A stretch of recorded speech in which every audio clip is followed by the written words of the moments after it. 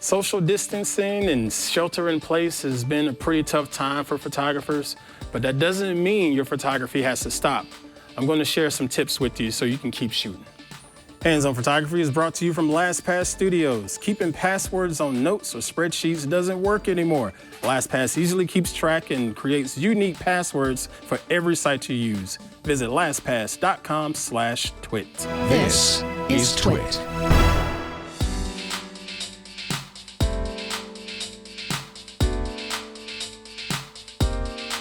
Hey everybody, I'm Pruitt and this is Hands-On Photography here at TWiT.tv. Hope y'all are doing well. I'm unbelievable as always. We're here in Petaluma practicing being safe and sort of wearing our mask, our N95 mask, but I'm in here with perfect social distancing with my man, Mr. Burke and Mr. Victor. So I'm just gonna take this mask off for the moment because I know y'all really want to hear the beautiful tones of my voice. Okay, anyway, I hope y'all are doing well with all of this COVID-19 stuff going on. Hope you're safe and just following the instructions and taking care of each other and helping to keep this virus from spreading. But anyway, this podcast, Hands-On Photography, this is a show where I like to sit down and share different tips and tricks with everybody that's wanting to get started in photography. You can be an absolute beginner, folks, and this is pretty much a nice course, if you will, where you can go back all the way to episode one, if I can talk, and download that episode and start learning the ins and outs of how to use a camera and what happens when you click the shutter button and so on and so forth. I appreciate you all joining in. I appreciate you all subscribing to this show. If this is your first time catching the show, go ahead and hit subscribe right now in your favorite podcatcher of choice, or you can just hop on over to our website, twit.tv/hop, and you'll see all of the different subscription options there. We're available on Apple Podcasts, Spotify, Pocket Cast for all of you nerds, whatever podcatcher of choice out there for you. Go ahead and check out Hands-On Photography. Hit subscribe, download all of those previous episodes so you can go ahead and get your learning on. All right. So now we're going to go ahead and get started with this week's show. I want to do a little bit of feedback this time. I won't take too much of your time on it, but this one is an email that comes in from Mr. Jason Brown, and it reads, he's glad to have Hop on TWiT. I appreciate that. And he was out going to a conference, and he took some photos while he was out there and just asked if I would do a little bit of criticism. And this was for a conference in Philadelphia. I'll have the email up on the screen if y'all want to read all of that. I try to just sort of cliff note it, if you will.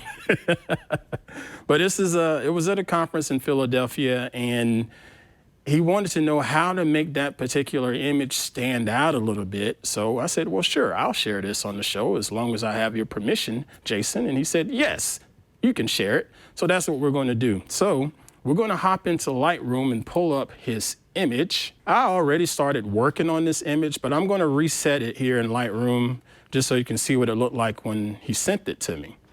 And I looked at it and I said, how am I going to make this stand out?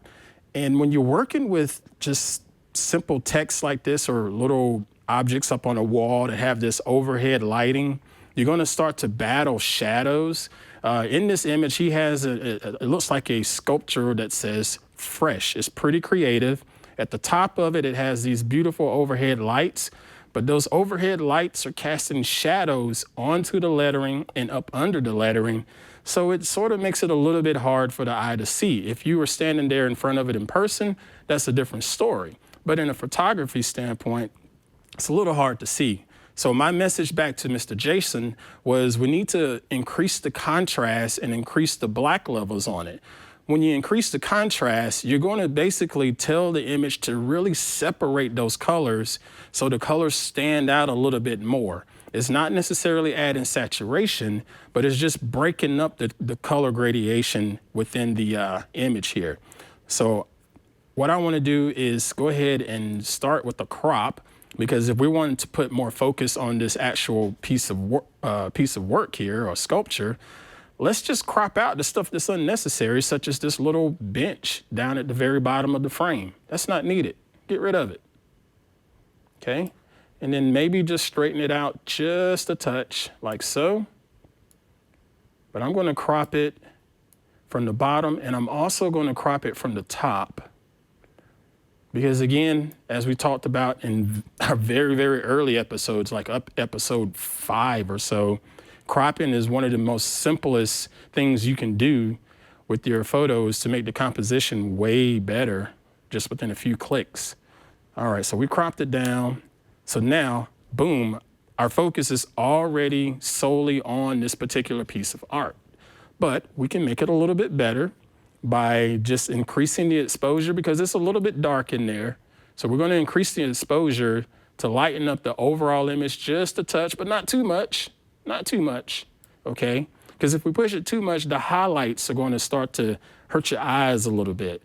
And if you look at our histogram in the upper right corner, notice everything is sort of balanced out. So we're working pretty well there. But I am going to decrease the highlights just a touch, just a little bit.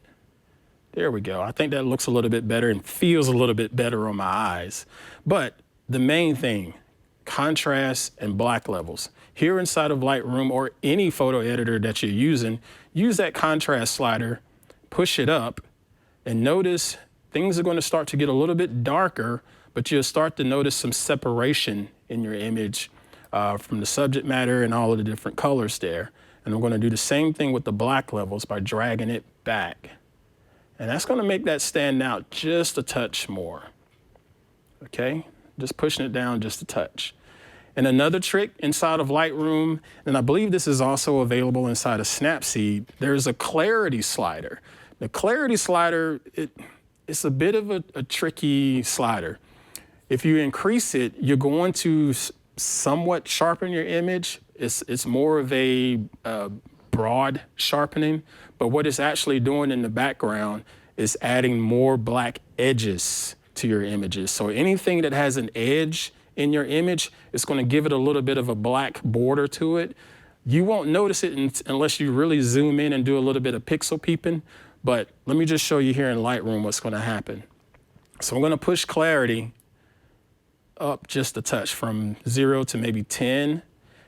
And it starts to look a lot better, but notice it is getting a little bit darker, okay? All right, so now we push it pretty much all the way to the max, and this fresh piece of art is standing out a lot better now. It's still a little too dark, so when you're dealing with that clarity being, you know, a little too aggressive for you, just push your exposure up a little bit to balance it out. And you'll still keep that detail, and it'll still be broken up to make the object stand out just a little bit more, okay? And then lastly, if you want to do a little finishing touch, hit a vignette on it. So we'll scroll down to the bottom, and we'll just put a little bit of a vignette around it, like so. Boom, it's done. So Mr. Brown, that's what I would do to this image. I would increase the contrast, increase the black levels, push up the exposure just a touch, and then put a vignette around it to really make it stand out. But definitely crop it down too. It's really going to make that image look a lot better and make that piece of art pop for you. Okay? All right, so that is it on the feedback. Let's go ahead and get started with this week's discussion. Now, at the time of recording this, we've been dealing with the shelter-in-place notification and mandate, if you will, in certain areas around the country and around the world, as a matter of fact.